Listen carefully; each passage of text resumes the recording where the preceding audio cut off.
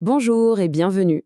Aujourd'hui, on se plonge dans l'art du jeu d'échecs et on va le faire à la française, en s'appuyant sur la méthode officielle de la Fédération. C'est une approche vraiment passionnante pour découvrir ce jeu. Allez, on commence. Voilà une phrase qui résume tout, pas vrai? 5 minutes pour apprendre, une vie pour maîtriser. Ça pose bien le décor. L'idée ici, ce n'est pas juste de survoler les règles, non.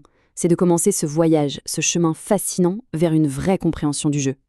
Et pour nous guider dans ce périple, on a un atout de taille, la méthode d'enseignement officielle de la Fédération française des échecs. C'est une approche super structurée, pensée pour bâtir des fondations solides, pour ne pas dire en béton. Bon, on entre dans le vif du sujet. Le titre de cette section dit tout, une vie pour maîtriser.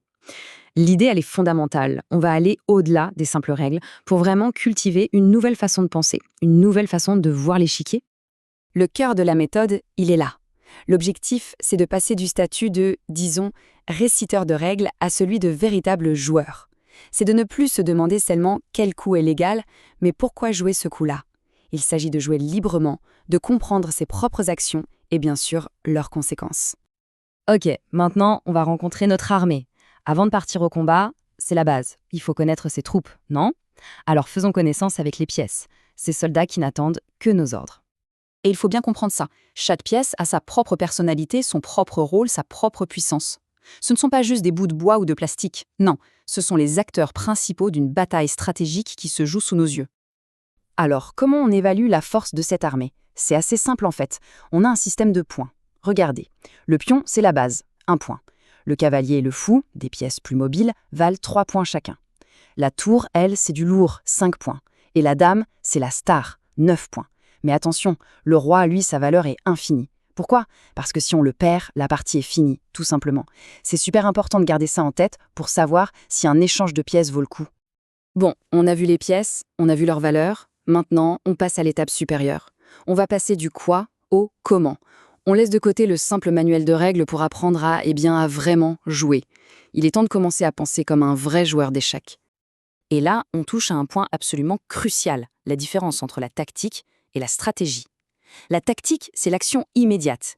C'est la question « qu'est-ce que je fais ?» Là, tout de suite. C'est le coup qui fait mal, la combinaison qui permet de gagner une pièce. La stratégie, c'est tout autre chose. C'est la vision globale, le plan de bataille. La question, c'est « où est-ce que je veux en être dans 10 coups ?» Et pour vraiment jouer aux échecs, il faut jongler avec les deux en permanence. Alors, quand une de nos pièces est attaquée, premier réflexe, pas de panique. La méthode nous donne un petit outil génial pour ça. Pif. P pour prendre. Est-ce que je peux capturer la pièce qui m'attaque? Sinon, I pour interposer. Est-ce que je peux mettre une autre pièce entre l'attaquant et ma pièce? Et si ça ne marche toujours pas, F pour fuir. Est-ce que je peux simplement déplacer ma pièce en lieu sûr? Pif. Simple, efficace. Une partie d'échecs, en fait, c'est un peu comme une pièce de théâtre ou un bon film. Il y a une histoire qui se déroule en 3 actes. Chaque acte a son propre rythme, ses propres défis. D'abord, on a l'ouverture. C'est l'acte 1. On sort ses pièces, on contrôle le centre, on met son roi à l'abri. Ensuite, acte 2, le milieu de partie. Là, ça devient intense. C'est le cœur de la bataille, les plans se confrontent. Et pour finir, acte 3, la finale. L'échiquier s'est vidé, et c'est là que le moindre petit pion peut devenir le héros de la partie. Maintenant qu'on a vu les bases, prenons un peu de recul. On va s'éloigner de l'échiquier un instant pour plonger dans l'histoire incroyable de ce jeu. Parce que les échecs, ce n'est pas juste un jeu de société, c'est un véritable jeu de roi avec une histoire millénaire. Et tout commence avec une légende, celle d'un sage indien nommé Sissa. Il voulait montrer à son roi que chaque personne du royaume, même la plus humble, était importante. Alors il a inventé ce jeu où un simple pion bien placé pouvait changer le cours de la bataille. Une belle leçon, non? Le roi, ravi, a demandé à Sissa ce qu'il voulait comme récompense. Et la demande de Sissa était trompeusement simple. Il a demandé du riz. Juste un grain sur la première case, 2 sur la deuxième, en doublon à chaque fois. Ça semble modeste, hein? Eh bien, le résultat, le voilà, ce nombre absolument vertigineux. C'est une démonstration inoubliable de ce qu'on appelle la croissance exponentielle. Bon, ça, c'était la légende. La véritable histoire, elle, est tout aussi fascinante. C'est un voyage incroyable. Le jeu est né en Inde au VIe siècle, le chaturanga. De là, il a voyagé jusqu'en Perse, où il est devenu le chatrange. Puis, il a suivi les routes commerciales pour arriver en Europe autour de l'an 1000, avant de prendre les règles modernes qu'on lui connaît vers le XVe siècle. Allez, revenons à notre époque. Qu'en est-il des échecs aujourd'hui, et plus particulièrement en France?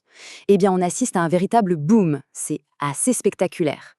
Regardez-moi ce chiffre, 5 millions. C'est le nombre de personnes qui jouent aux échecs en ligne chaque année en France. C'est juste énorme. Clairement, le numérique a donné une seconde jeunesse au jeu, le rendant plus accessible que jamais. Et le plus fou dans tout ça, c'est de voir qui joue. Ce graphique est sans appel. Presque 70% des joueurs licenciés en France ont moins de 20 ans. Oui, 70%. On peut le dire, la relève est plus qu'assurée. Cette image, elle résume parfaitement ce lien si spécial entre la France et les échecs.